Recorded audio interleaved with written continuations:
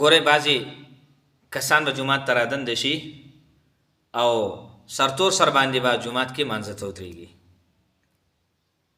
او دی وایي موږ په دې باندې ښه ښکارېږو، یو عادت یې ځان له جوړ کړی. ګورئ یو خو جومات کې هغه ټوپۍ وي په کومه جالۍ کې چې هغه پلشټکي سپینې او شنې ټوپۍ پرتې وي، نو خلک چې کله جومات ته رادنده شي دغه جالي ټوپۍ راوالي په سر باندې کېږي او کله چې بیا منځ وکړي نو بیا ټوپۍ راوالي بیا دغه جالۍ کې غورځي دغه شانتې بهر سرتور سر ووځي. نو آیا اول خدا خبره چې په دغه ټوپو باندې منځ کېږي او که نه؟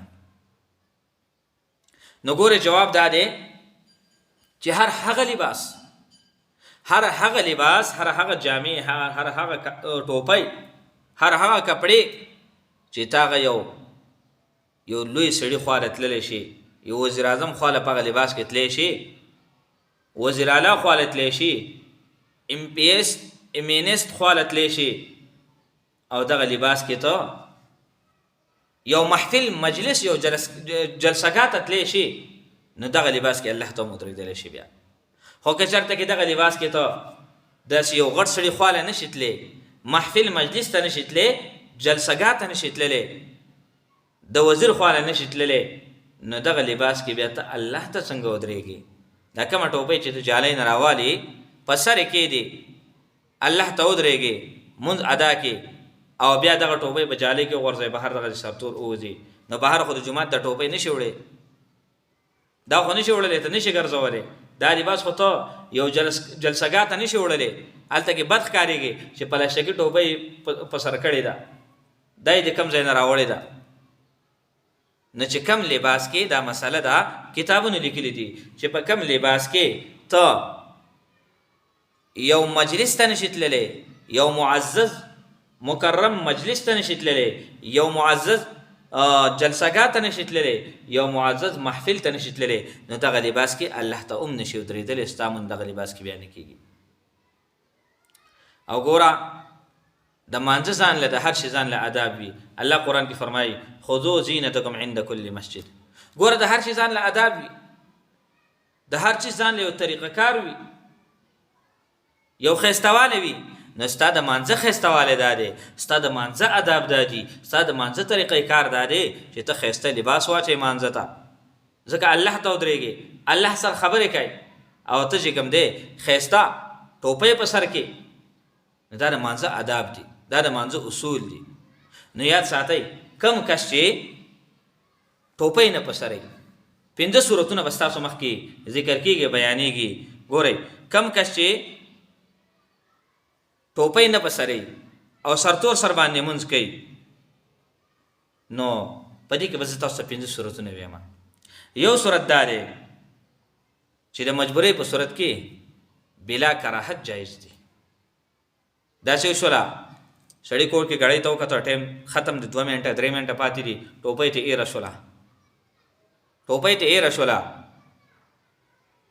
یا چې کوم دی یو سړی د بازار نه راغی کور ته نه دی تللی، ټوپۍ په سر نشته، یا د بل طرف نه راغی او مانځه ته ودرېدو خو ملامت یې چې ټوپۍ را سره نشته دی، سرتور سره ولاړ یم، نو دا بلا کراهت جایز دی. بیا دې کې څه خبره نشته.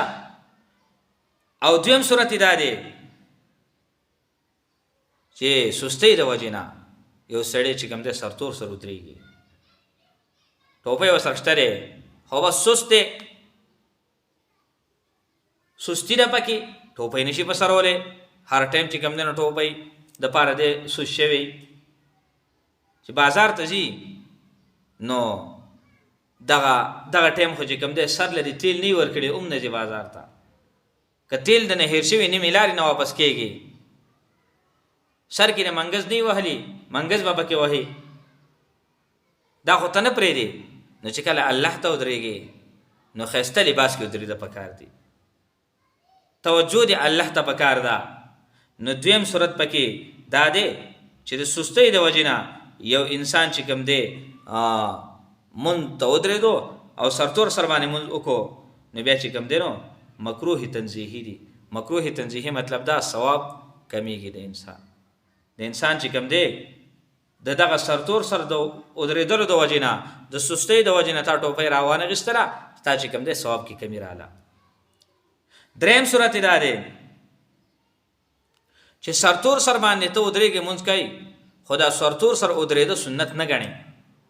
سرتور سر باندې ودرېدې الله ته لیکن سرتور سر دا سنت نه ګڼې ته نو بیا چې کوم دی دا مکروه تحریمي دي. خو عادت ته جوړ کړی ګورې ښه سرتور سر باندې ودرېدلې سنت هم نه ګڼې چې سرتور سر مونځ کول سنت دي خو لیکن تا یو عادت جوړ شوی دی دغه سرتور سر عادي جوړ شوی نو بیا مکروه تحریمي دي. بیا مکروه تحریمي دي حرامو ته نږدې دي. او څلورم نمبر سنت دا دی څلورم نمبر صورت دا دی چې په سرتور سر مونځ تکای او سرتور سر مونځ دا سنت ګڼي. سرتور سر مونځ کوي او یار سرتور سر مونځ هم سنت دي نو سنت یې ګڼي نو بیا چې کوم دی دا رویه اختیارول دا بیا بدعت دی. دا بیا بدعت کې راځي. او پنځم نمبر صورت دا دی چې سرتور سره مونځ ته دا افضل ګڼې او سنت ګڼې ته پوه شولې او سر چې کوم دی سر پټول یعنی سر باندې ټوپۍ ایښودل دا ته حقیر ګڼې سپک ګڼې.